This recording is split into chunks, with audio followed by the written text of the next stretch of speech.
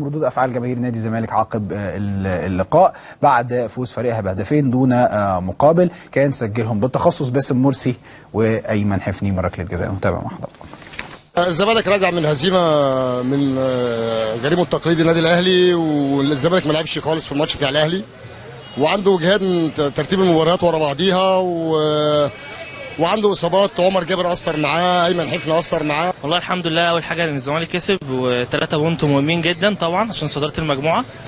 هو طبعا يعني الاداء ما كانش على المستوى شويه، لعيبه مجهده جدا كتر الف خيرها بصراحه، طالعين برده ماتش الاهلي برده مع الضغط مع الكلام ده. وانا كنت شايف الشوط الاول الزمالك لعب كويس، بعد كده جاب الجون الاول والثاني، والجون ده جاب جون خالد قمر واتلغى، فهو كان نازل فيا عايز يعوض خساره ماتش الاهلي. بس عندي شويه تحفظات كده على مدرب الفريق، شايف ان حتى في ماتش الاهلي الشغل كله عند حماده طلبه، وشايف ان كوفي كمان الناحيه الثانيه هو اللي بيغطي، وشايف ان المدرب مش عارف ليه مش قادر يلافي العيوب اللي جايه من الجنب ده خالص.